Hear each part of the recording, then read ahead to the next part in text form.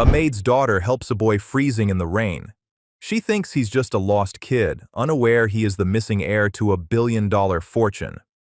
For 15-year-old Kate Sullivan, the alley was just a shortcut home. Her only goal was returning with the milk her mother needed. But as the rain came down in cold, angry sheets, she heard it, a thin cry. Behind a dumpster, she found him. A small boy, curled into a ball, his lips a frightening shade of blue. Every warning her mother gave her told her to keep moving. This was not her problem, but a quiet, "I'm cold," forced a choice.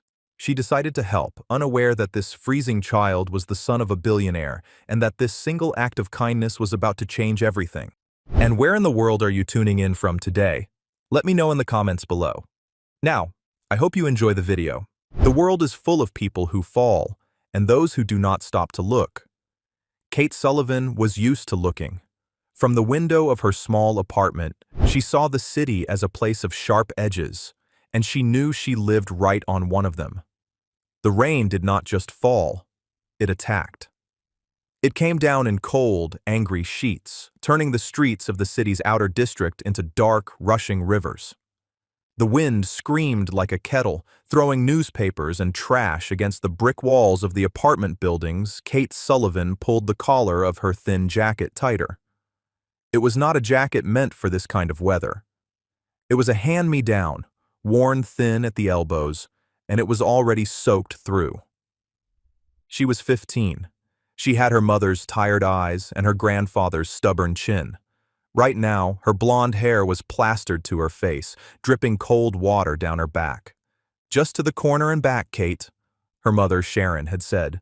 "We're out of milk and I don't get paid until Friday."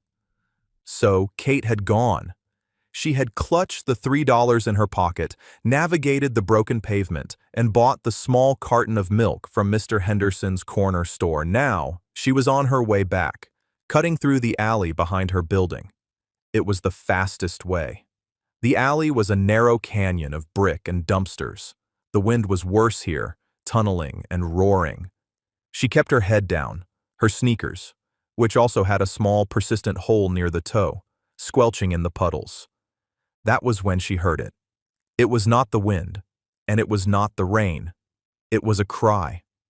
A small, thin sound, like a kitten. It was almost stolen by the storm. Kate froze. Her heart hammered against her ribs. Every warning her mother had ever given her flashed in her mind. Don't talk to strangers. Don't stop in the alley. Keep your head down and keep moving. She took another step toward her building's back door. She heard it again. A whimper, followed by a cough so small it barely made a sound. Kate's grandfather's voice was quieter than her mother's, but stronger. "You never ever leave a man behind, Katie, no matter what."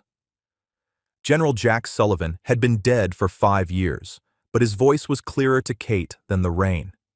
He was a hero. His duty, his code, was the only inheritance he had left them. She turned. "Hello?"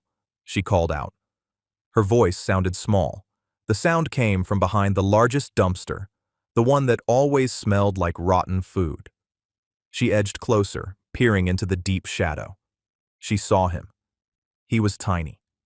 He was curled into a tight ball, his knees tucked to his chest, his arms wrapped around his head. He looked to be about 7, maybe 8 years old. He was wearing a little blue jacket, but it was soaked through, dark with rain. His jeans were torn at the knee, and one of his small sneakers had fallen off his foot. It lay in a puddle beside him. He was shaking, a violent, full-body tremor. "Hey," Kate said softly, afraid of scaring him more. "Hey, are you okay?" The boy lifted his head. His face was ghostly pale, his lips a frightening shade of blue. He had a dark, ugly bruise on his temple, just below a mop of dark, matted hair. But it was his eyes that stopped her. They were huge, green and blank. He looked at her, but he did not seem to see her. He just looked lost. I'm cold," he whispered. His teeth were chattering so hard he could barely speak.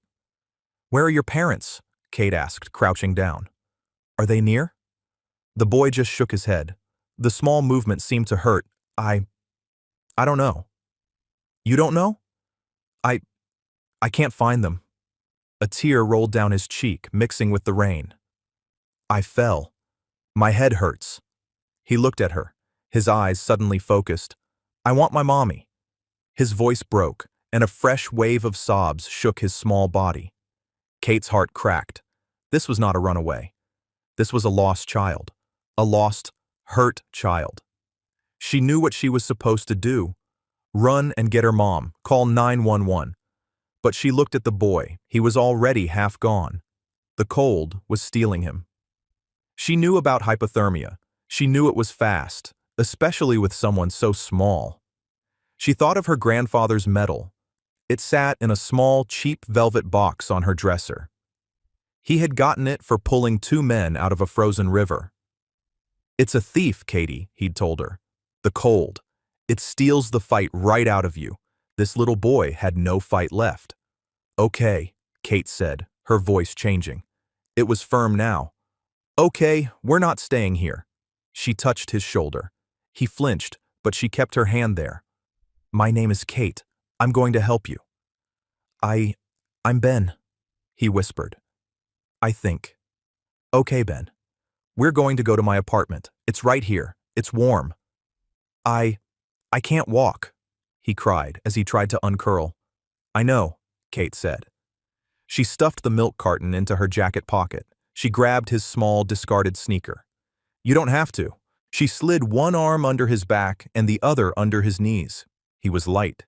Terrifyingly light. He weighed almost nothing. He whimpered as she lifted him, his body stiff and cold, but he didn't fight. He buried his wet, freezing face against her neck. It's okay, Kate whispered, her own voice shaking as she held him tight. I've got you. I've got you. She carried him the 50 feet to the building's back door. The wind tried to push her back, but she leaned into it, shielding the boy's body with her own. She kicked the broken steel door open and hurried into the dim, fluorescent-lit hallway. It smelled like old cooking oil and damp carpet, but it was out of the wind. Ben gave a low, shivering sigh. Stairs, she whispered to him. We can't take the elevator. Mrs. Petrov is on duty tonight. She'll see. Their apartment was on the 3rd floor. It was the hardest climb of Kate's life. Her arms burned. Ben was light, but he was a dead weight. His head rested on her shoulder. She could feel his breath, small and rattling. On the 2nd floor landing, she had to stop, her legs shaking. Just a little more, Ben, she panted. We're almost there. She fumbled with her key at apartment 3B. The lock was sticky. Come on, come on. The door clicked open. She pushed it open with her foot and stumbled inside, slamming it shut with her hip. She locked the deadbolt. For a full minute, she just stood in the tiny entryway, dripping on the mat, the small boy held tight in her arms. The apartment was quiet. Her mom was still at work. Okay, Kate breathed. Okay, we're safe. The apartment was small. A tiny kitchen, a living room that was also her mother's bedroom, and Kate's own room. A space barely larger than a closet, sectioned off by a curtain. But it was clean, and it was warm. Ben's shaking was getting worse in the warm air, which she knew was a bad sign. My room, Kate said, carrying him past the couch. She pushed aside the curtain to her small sanctuary. The walls were covered in old posters of places she wanted to see. Her grandfather's folded flag and his medal sat on her small dresser. She gently set Ben on her single bed, pulling her comforter around him. He immediately curled back into a ball. You need to get out of these clothes, Kate said. She tried to sound practical, like her mother. You'll get sick. I mean, sicker. He was too weak. He just looked at her, his eyes huge. Kate's heart twisted. She went to her dresser. In the bottom drawer, under her own sweaters, was her grandfather's old army-issue sweatshirt. It was thick and warm. Here, she said. She was as gentle as she could be. She peeled off his soaked jacket, his thin t-shirt, his jeans, and his one remaining sneaker. His skin was mottled and icy. She pulled the giant sweatshirt over his head. It swallowed him. The sleeves hung a foot past his hands, and the hem fell to his knees. He looked like a little ghost. She tucked him back under her comforter. "I'll get you a towel," she said.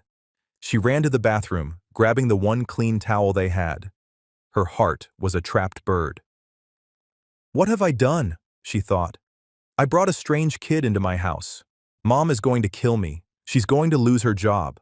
Her mother, Sharon, worked as a maid. She worked for a very, very rich family on the other side of town, the Carters. Sharon was always worried about appearances, always worried about bringing trouble home, and Kate had just brought home a very small, very sick, very big problem.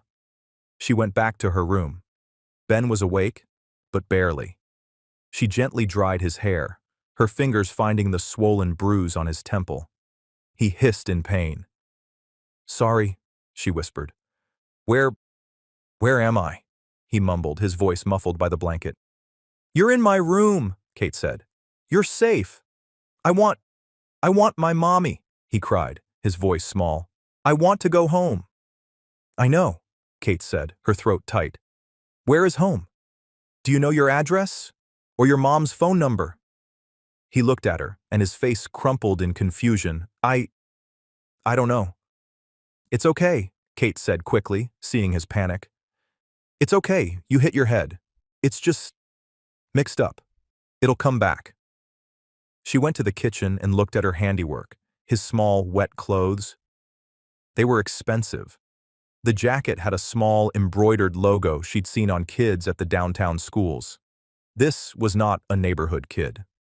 She stuffed his clothes into a plastic grocery bag and shoved it deep into the bottom of the kitchen trash can. She put the milk in the fridge, her errand from a lifetime ago. She looked at the clock. 5:45 p.m. Her mom came home at 7. She went back to her room. Ben was staring at the framed photo on her nightstand. Kate, age 10, on her grandfather's lap. "Is that your dad?" he whispered. "My grandfather," Kate said. "Are you hungry?" He nodded, a small, jerky motion. The pantry was bare. Crackers, half a loaf of bread, peanut butter.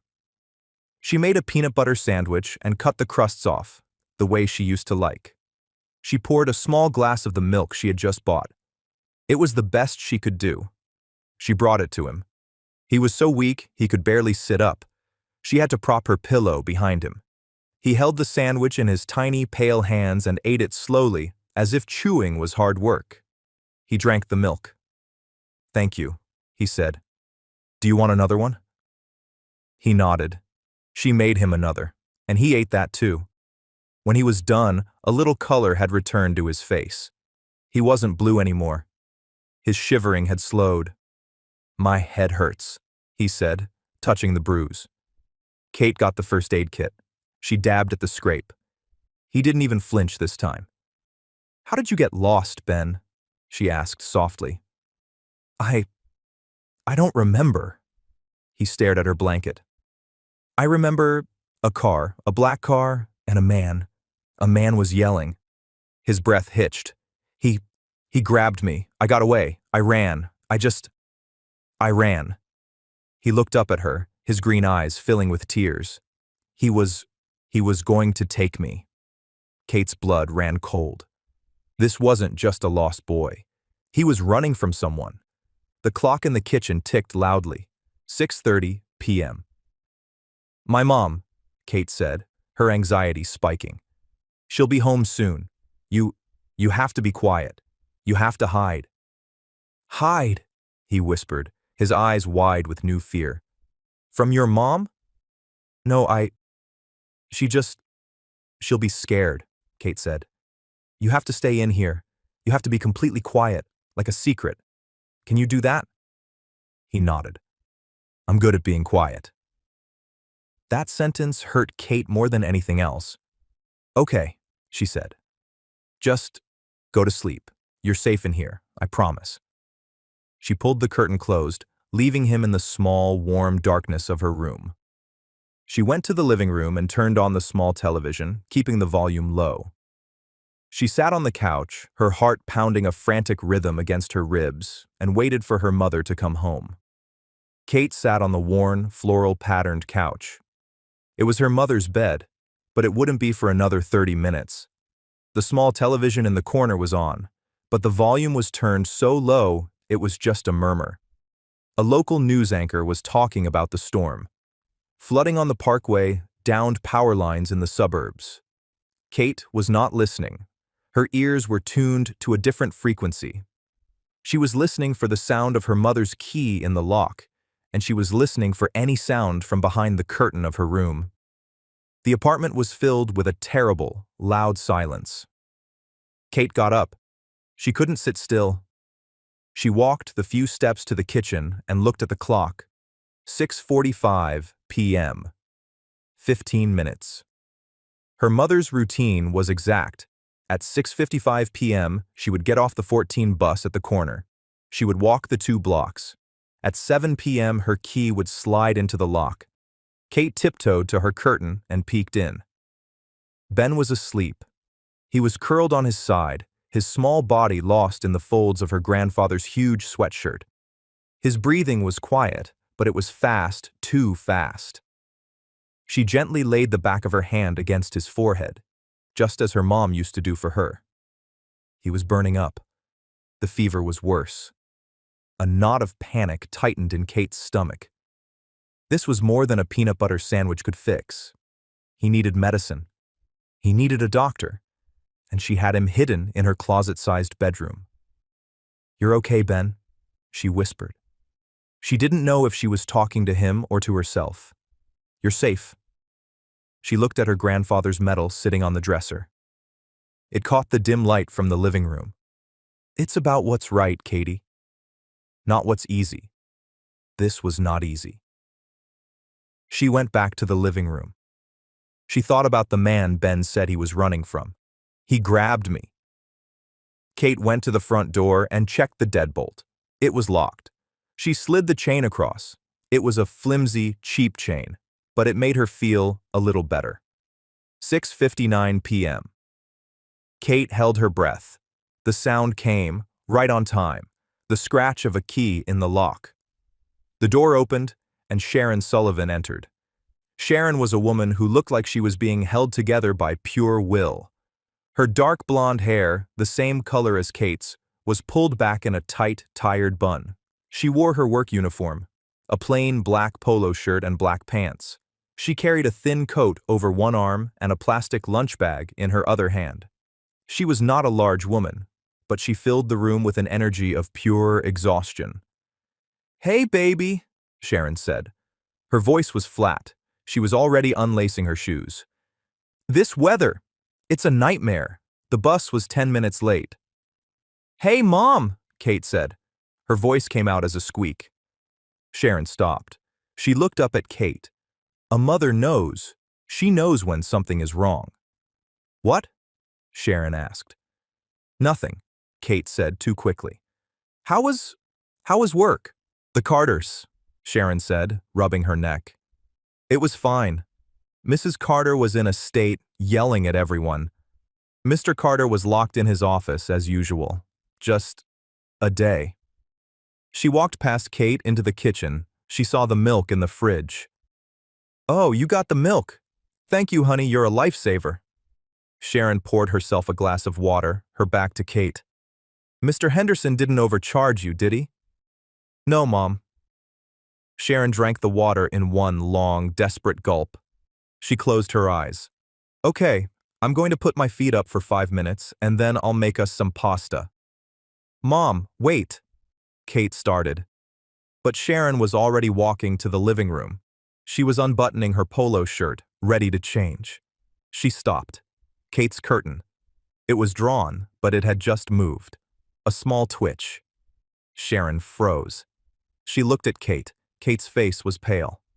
"Kate," Sharon said, her voice dropping to a whisper. "Who is in your room?" "Mom, I can explain." "Who is in my house, Kate?" Sharon's tiredness was gone. In its place was a sharp, cold fear. She thought of gangs. She thought of boyfriends. She thought of all the trouble she worked so hard to keep away. "Mom, please, just let me—" Sharon did not wait. She moved fast. She crossed the room in 2 strides and yanked the curtain back. Her hand flew to her mouth. Ben was there, huddled on the bed.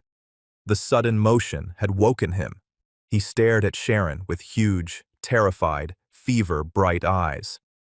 "Oh my God," Sharon breathed. "Kate, what have you done?" She was not angry. She was terrified.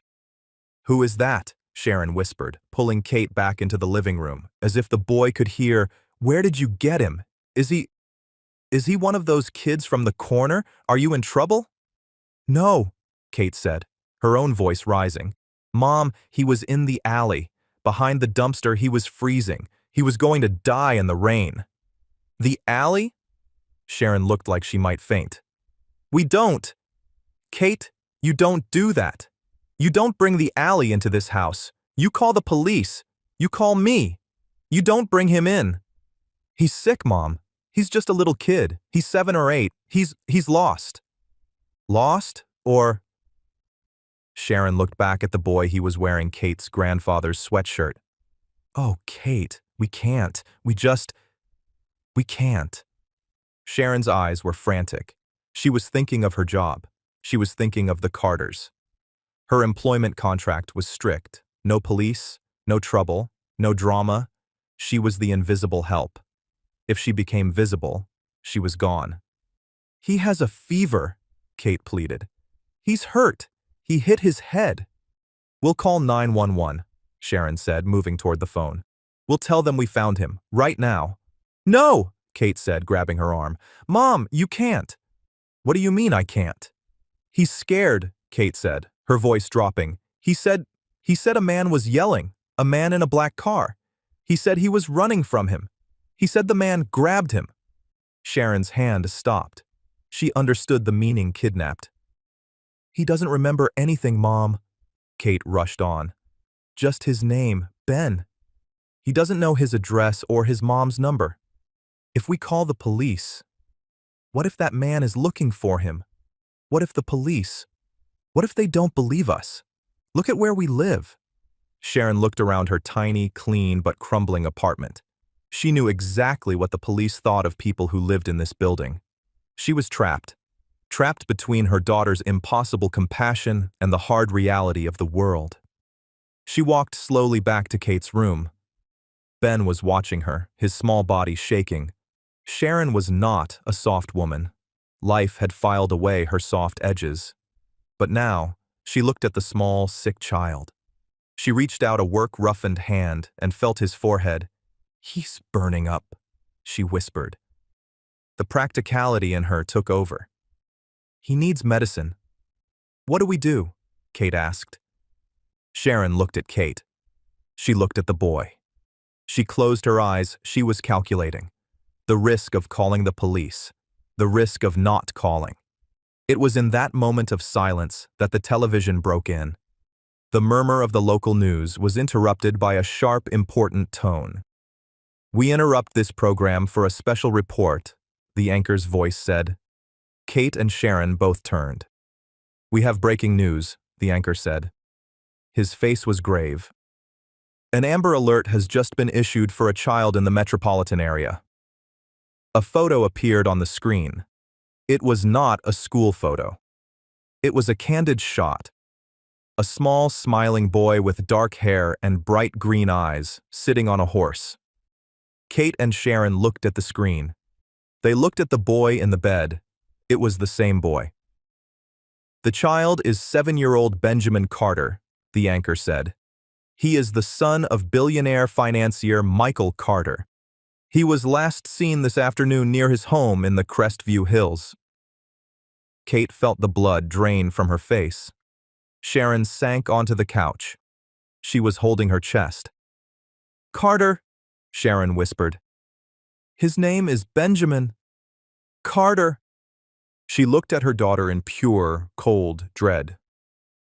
"Kate," she said, her voice barely a breath. "That's not just any boy. That is the boss's son." The silence in the apartment was heavier and more dangerous than the storm outside. The news anchor on the small television was still talking. Again, the missing child is 7-year-old Benjamin Carter. Police have set up a perimeter around the Crestview Hills estate. They are asking anyone with any information to call the tip line immediately. A phone number flashed on the screen. Sharon Sullivan stared at it. She looked at the cheap phone on her kitchen wall. It felt like a bomb. "Mom?" Kate's voice was a whisper. "Mom, what do we do?" Sharon stood up. She walked to the television and pressed the power button. The screen went black. The anchor's voice was silenced. We have to call," Sharon said. Her voice was thin. She was talking to herself. "We have to call that number." "No!" Kate said, moving in front of her. "Mom, listen to me. You heard what Ben said. He was running. Someone grabbed him. What if we call and the police, they just take him? What if the man who took him is still out there?" "Kate, that is the son of Michael Carter," Sharon finally snapped. Her voice was a terrified hiss. "I clean his floors. I dust his statues. Do you know what a man like that does to people who cross him?" "He's just a little boy," Kate pleaded. "We can't just—" "They will think we took him," Sharon said, her eyes wide with a terror Kate had never seen before. "They will, Kate. They will see us, this apartment, where we live, and they will decide we did it. They'll say we were waiting for a ransom. They will destroy us." Sharon was pacing the tiny living room, 4 steps one way, 4 steps back. "They will take you away from me," she whispered. That was the real fear. That was the nerve. Before Kate could answer, a new sound came from her bedroom, a small, high-pitched moan. They both froze. "Ben," Kate breathed. They rushed back to the curtain. Ben was no longer curled up. He was thrashing, his small legs kicking at the comforter. His eyes were squeezed shut. "No," he muttered. "No, please. It's dark." "He's delirious," Sharon said, her panic instantly replaced by a different kind of urgency. She was a mother. She knew what a high fever looked like. She put her hand on his forehead. "He's burning. He's on fire. Kate, get me a wet cloth, now." Kate ran to the bathroom. She heard her mother's voice, suddenly calm and low, the voice she used when Kate herself was sick. "It's okay, sweetheart," Sharon was murmuring to the boy. "You're all right. It's just a fever. You're safe." Kate came back with a washcloth, dripping with cold water. Sharon took it, wrung it out, and gently laid it on Ben's forehead. Ben sighed. His thrashing slowed. He was still asleep, but it was a bad, restless sleep. "He needs medicine," Sharon said. "He needs a doctor." "We can't take him to a hospital," Kate said, the awful logic dawning on her. "They would ask questions. They would see his face." "I know," Sharon said. "We need to get the fever down. I don't have any children's medicine." "I used the last of it when I had the flu," Kate said, her stomach twisting. "Okay." Sharon stood up. Her spine was straight. "Okay. I'm going to the store. Mr. Henderson is open until 9. I'll get children's Tylenol, and a thermometer, and maybe some juice." "Mom, the storm." "I don't care about the storm." Sharon went to the door and grabbed her thin, still damp coat. "Kate, you lock this door behind me. You slide the chain. You do not open it. For anyone. Do you hear me? Not for the police, not for the neighbors, not if the building is on fire. No one." "Mom, I'm scared," Kate admitted. "So am I," Sharon said, her hand on the doorknob. "But that little boy is sicker than we are. I'll be back in 10 minutes. The door clicked shut. Kate heard her mother's fast footsteps retreating down the hall. She ran to the door and slid the chain. She turned the deadbolt. She was alone. The apartment felt huge and empty. The only sound was the wind howling against the old windows, and Ben's breathing. It was shallow. Kate went back to her room. She sat on the edge of the bed, dipping the cloth in the bowl of water, cooling his head. He looked so small in her bed. He was not a Carter. He was just a little boy who was lost. Kate's eyes went to the dresser, to the small, cheap velvet box. She picked it up, She opened it. The metal was heavy. It was a simple bronze star. Her grandfather had never, ever talked about the battle where he'd earned it. He only talked about the why we were pinned down, Katie. 2 men fell in the river. It was frozen. The air, it was so cold it hurt to breathe. The captain said to leave them. He said it was a tactical loss. He had looked at her, his old gray eyes sharp. They were not a loss, Katie. They were men. So I went. I pulled them out. The captain wanted me court-martialed. A week later, the general gave me this why 10-year-old Kate had asked. Because it's the code. You don't leave them, ever. No matter what the captain says. You do what's right, not what you're told. Kate closed her hand around the metal. It was cool and solid. She finally understood. Her mother was afraid of the captain. She was afraid of Michael Carter. She was afraid of the police. But Kate was her grandfather's girl. She looked at Ben. He was one of her men, fallen in the river, and she was not going to leave him. It's okay, Ben, she whispered, refreshing the cloth. I've got you. I'm not going to let them get you. Ben's eyes fluttered. He looked at her. For a second, she thought he was awake.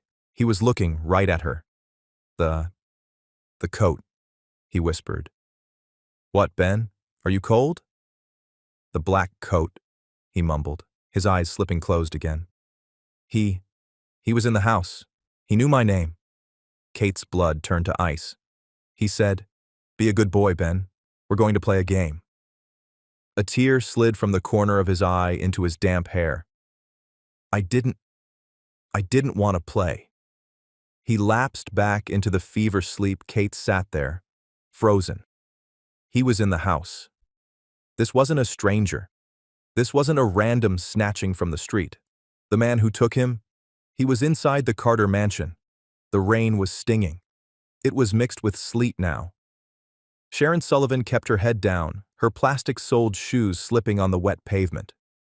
Her mind was a storm of its own. What do I do? What do I do? She knew the Carters. She'd worked in their house for 3 years.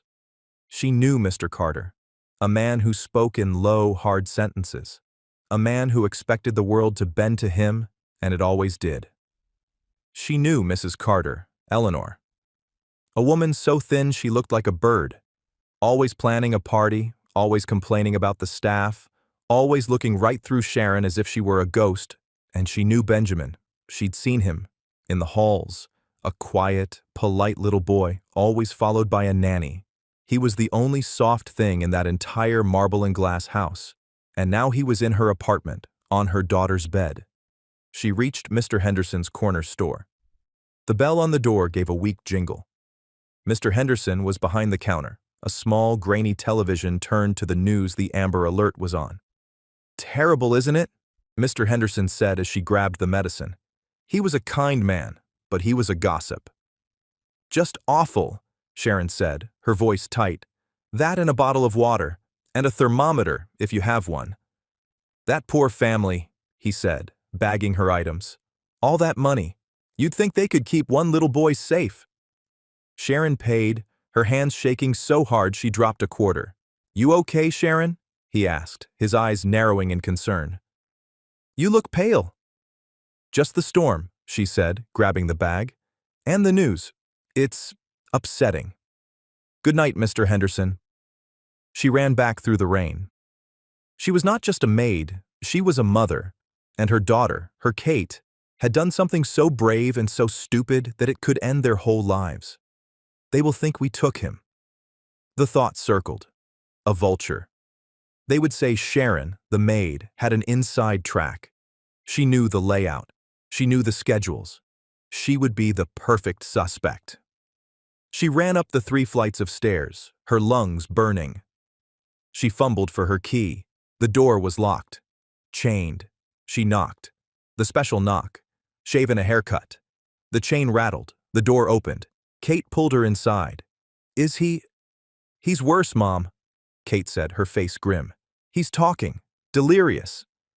Sharon pushed past her. He said the man was in the house. He said he knew his name. Sharon stopped. Every drop of blood left her face.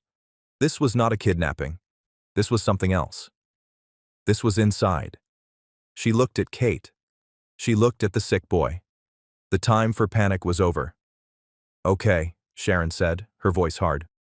Okay, we get the fever down, we wait for him to sleep. And then we call the police? Kate asked.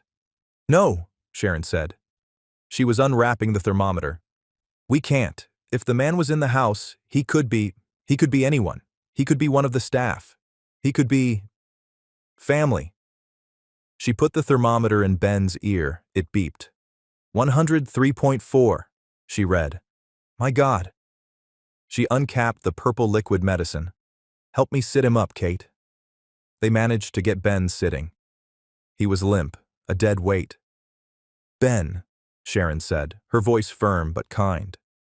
Ben, sweetheart, you need to drink this. It's medicine. It'll make you feel better. He coughed and sputtered, but he swallowed it. They laid him back down. Sharon bathed his face, his neck. We wait, Sharon said, her voice low. We wait for the medicine to work. We sit with him. We make sure he's safe. And in the morning? Kate asked. Sharon looked at her daughter. She saw the general in her, that stubborn, foolish, honorable chin. In the morning, Sharon said, I'm not calling the police. What? The police won't believe us, but I know who might. She took a deep breath. The head of Mr. Carter's security, Frank Costello. He's fair. He's ex-military. He's not like the others. He'll understand. Will he, Mom? He'll understand a soldier, Sharon said, looking at the medal in Kate's hand. And he'll understand a mother. We just have to keep this boy safe until dawn. The storm had passed. The wind no longer screamed. The rain had softened to a weak, dripping sound outside the window. Inside apartment 3B, the night was long and heavy. The air was thick with the smell of wet wool and the faint, sweet scent of the children's medicine. It was 3 a.m. Sharon and Kate sat in the living room. The door to Kate's room was open. The curtain was pulled back. They could both see Ben. The medicine had worked for a time. The fever had dropped from 103.4 to 102. Ben had settled. But now, hours later, it was climbing again. He's shivering, Kate whispered. She sat on the floor, her back against the couch, her eyes fixed on the small lump in her bed. It's the fever, Sharon said. She was at the kitchen sink, wringing out the washcloth again. It's fighting the medicine. She went back to the bed. Ben was restless. He was muttering in his sleep. No. Stop. It's too dark, he mumbled. It's okay, sweetheart, Sharon murmured, laying the cool cloth on his forehead. You're all right. You're just fine. She sat on the edge of the bed. She was exhausted, but she was not tired. The fear had sharpened her. She was a mother protecting a child. It didn't matter that he wasn't her child. Kate watched her mom. She had seen her mother tired. She had seen her angry. She had seen her sad. But she had never seen her like this. She was a soldier on watch. Mom, Kate said, her voice small in the quiet, Are you scared of Mr. Carter? Sharon let out a breath. It was not a laugh. It was just air. I'm scared of what he is, she said. I'm scared of men who can buy the world. When you have that much money, you don't hear no. You don't see the people who clean your floors. We're just ghosts. She looked at her hands, red and chapped from work. He would look at us. He would see this apartment, and he would believe we did this. But we didn't, Kate said. It doesn't matter what's true, Sharon said, her voice hard. It only matters what he believes is true. She looked at Kate.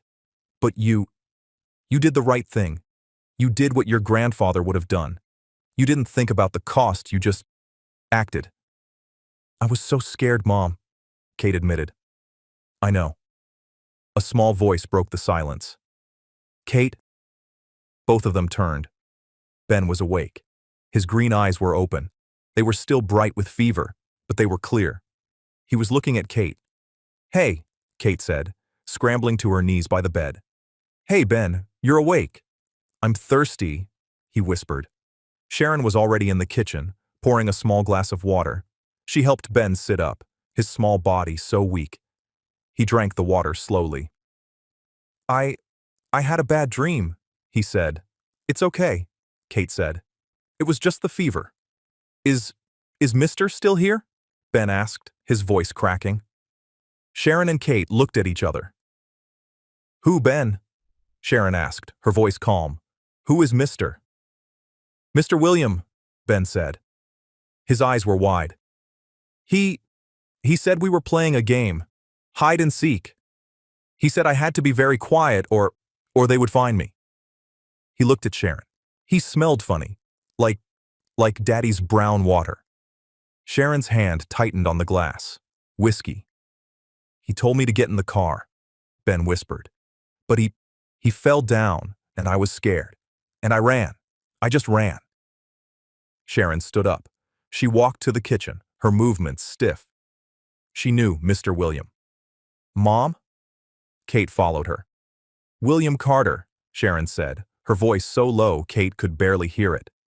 It's Mr. Carter's younger brother, the one who has problems. He's always asking for money. He was at the house yesterday. I saw him. Her eyes were filled with a new, colder dread. He took his own nephew? Kate was horrified. He took him to play a game, Sharon said. He was drunk. He lost him. He probably doesn't even remember where. She leaned on the kitchen counter. The whole plan. The police. It was all wrong. Mom, this changes everything, Kate said. Yes, Sharon said. It does. We can't call Frank Costello. We can't tell him the truth. He won't believe us. He'll think we're lying, trying to hurt the family. They will bury us, Kate. Ben had fallen back asleep. His fever, having had its say, was finally breaking. His forehead was damp with sweat. The long, terrible night was almost over, and the morning was going to be worse. The sun did not rise. The sky just turned from black to a watery, sick gray. It was 5:30 a.m. Sharon Sullivan stood at her closet. She took out her clean, pressed work uniform. She began to get dressed. Mom, what are you doing? Kate was on the couch, not having slept. I'm going to work, Sharon said. Her voice was flat, empty. What? You can't. Kate stood up. What about Ben? What about Frank Costello? There is no Frank Costello, Sharon said, pulling her hair back into a tight, severe bun. That plan is gone. We are on our own. So what are we going to do? I'm going to work. I am going to walk into that house. I am going to pretend I know nothing. And Ben? Kate motioned to her room, where the boy was finally sleeping a deep, healing sleep. He can't stay here, Sharon said, her voice breaking. I'll take him to the hospital. A different one, on the east side. I'll leave him there. I'll tell them I found him. No, Kate said. Mom, no, that's abandoning him. That's what you were afraid other people would do. We have no choice, Sharon yelled, her control finally snapping. She was crying tears of pure, terrified rage. They have taken all my choices, that family. I clean their toilets, I wash their sheets, and they get to do this? They get to break the world and not even notice? She grabbed her thin coat. I am going to work. Kate, you stay here. You watch him. I have to think. She was at the door. Kate ran to her. Mom, please don't go. We can call that news number, the tip line, anonymously. And have them trace the call to this building? To the maid's apartment? No. The door opened. Sharon looked at her daughter. She looked broken. Lock the door behind me, she said. The door clicked shut. Kate was alone.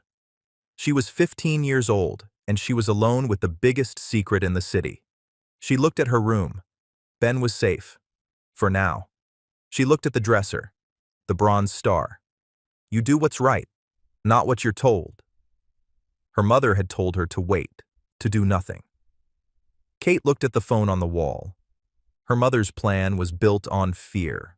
Her grandfather's code was built on courage. Kate knew what she had to do. She was not going to call the police. She was not going to call the news. She was going to call the one person who would understand. She was going to call the soldier. Sharon's hands were shaking so hard she could barely get her bus pass out of her wallet. She sat at the bus stop, the cold morning air biting her face. She felt sick. She had run. She had left her daughter to handle a mess she couldn't fix. The bus pulled up. She was about to step on. Her phone, a cheap flip phone, vibrated in her pocket. It was a text. It was from Kate. "Don't go. Come back. I found Frank Costello's number. It was on your work emergency list. I called him. He's coming here." Sharon's blood ran cold. "No, no, no," she whispered. She didn't get on the bus. She turned and ran. She ran the 2 blocks back to her apartment, her lungs on fire. She didn't care who saw. She burst up the stairs. A black SUV, sleek and official, was parked at the curb. Not a police car, a private security car. She ran into the lobby. 2 men in dark suits stood by the broken elevator. They didn't stop her. They were waiting for her.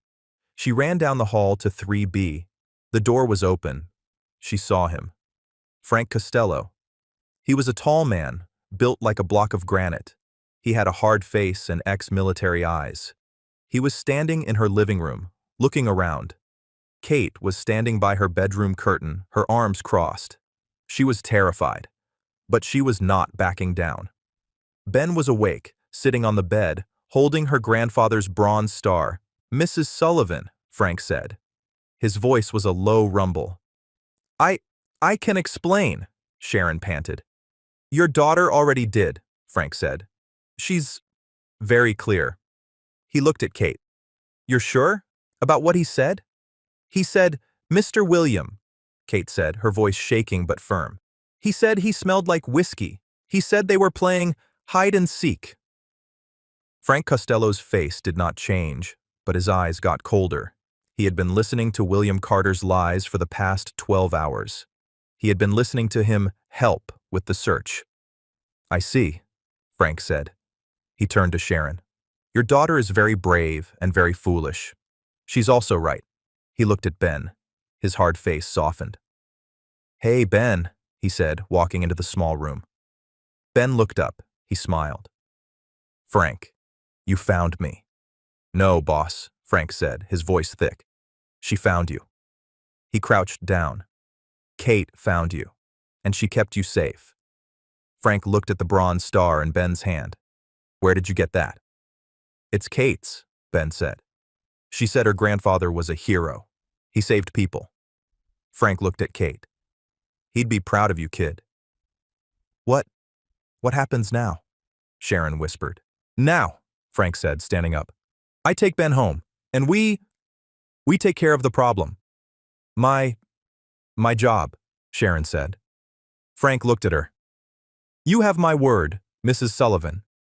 You and your daughter will be safe. Your job is safe. You saw nothing. You know nothing. This was an act of God. Understood?" Sharon nodded. Frank gently scooped up Ben, who was almost asleep again. "And you," he said to Kate. "You did well. You did what no one else could." He paused at the door. "That medal. My father had one of those. Army, 101st Airborne." "82nd," Kate said. Frank nodded. "A real soldier." He walked out. The men in the hall fell in step. The door to the apartment closed. The apartment was silent. The black SUV pulled away. Kate and Sharon stood in the living room. It was over. "Oh, baby," Sharon said, and she pulled Kate into her arms, holding her so tight it hurt. "My brave, stupid girl." Kate held her mother. "It's okay, Mom. It's okay." I was going to leave him," Sharon cried. "I was so scared." "But you didn't," Kate said. "You came back." They stood there for a long time. The next day, the news reported that Benjamin Carter had been found. He had wandered off and was found disoriented by a Good Samaritan. The family requested privacy. A day after that, the news reported that William Carter had been sent to an exclusive wellness retreat overseas. Life for Kate and Sharon went on, but it was different. 2 weeks later, a black car pulled up. Not an SUV, a town car. Frank Costello got out. He came up to apartment 3B. He was not in a suit. He was in a simple polo shirt. He held a small, new velvet box. Mr. Carter wanted you to have this, he said. Sharon started to say, "We can't." "It's not money," Frank said quickly. He opened the box. Inside, resting on the velvet, was Kate's grandfather's bronze star. And next to it, pinned to the velvet, was a small gold pin. A shield. It's the insignia for Mr. Carter's company," Sharon said. "It's the pin from his security team," Frank corrected her. "The medal. Ben wouldn't let it go. He gave it to his father, Mr. Carter. He doesn't understand honor, but he understands power. And that medal, he understood it. He had it cleaned." He handed the box to Kate. "He also set up a fund," Frank said quietly, not looking at them. "A scholarship. It's called the General's Fund. It will pay for your entire education, Kate. College, anything you want." He said the world needs more generals. Kate looked at the medal. It was clean. It shone. "Thank you," she whispered. Frank nodded. Then he turned to Sharon. She tensed, as if expecting a final bad instruction. "Mrs. Sullivan," Frank said, "there is one more thing." He reached into his jacket pocket and pulled out a simple, plain business card. "My security firm. We're expanding. I need someone at the main office to run logistics and scheduling." Sharon just stared at him. I don't understand." "It's an office manager position," Frank said, his voice matter-of-fact. "The pay is double what you're making at the Carter estate. Full medical, dental, and a real pension. I need someone who can handle a crisis. Someone who has integrity and doesn't panic when the world is ending." He held out the card. "It's not a handout, Mrs. Sullivan. It's a job offer. I only hire people I'd trust with my life. And after the last 2 weeks, I'd trust you." Sharon looked at the card. She looked at her hands, red and chapped from years of cleaning. Then she looked back at Frank. For the first time, she let out a small, trembling smile. She took the card. "When?" she said, her voice shaking just a little. "Do I start?" "Monday," Frank said, allowing a small smile of his own. "Welcome to the team." He nodded at Kate. "Take care of that medal, kid." He left. Kate and Sharon were alone again. Kate put the box on her dresser. She looked at her mom, who was still staring at the small, white business card. "Mom?" Kate asked. Sharon let out a breath she felt like she'd been holding for 15 years. She carefully placed the card on the kitchen table. "I'm done," she whispered, more to herself than to Kate. "Done with what?" Sharon looked at her daughter, her eyes clear and bright. "I'm done cleaning other people's houses." Kate went to the window and looked out. The city was still there. The sharp edges, the cold wind, the people who fell. It was all the same, but it wasn't. She looked at her mother, who was making a cup of tea, not like a tired maid, but like a woman about to start her first day. Kate was not on the edge anymore. Neither of them was. They were exactly where they were supposed to be. And that's where we leave Kate and her mother, on the edge of a new life. Whenever we share a story like this, we hope it's a reminder of how one small choice, one act of kindness in the rain, can change everything. What did you think of Kate's decision in that alley? We'd love to read your thoughts in the comments. Maybe you were listening while winding down for the night or just taking a break. Let us know. And if you want to make sure you catch our next story, hitting like and subscribing makes a huge difference. We're always trying to improve, so feel free to share your feedback as well. Thanks for spending this time with us.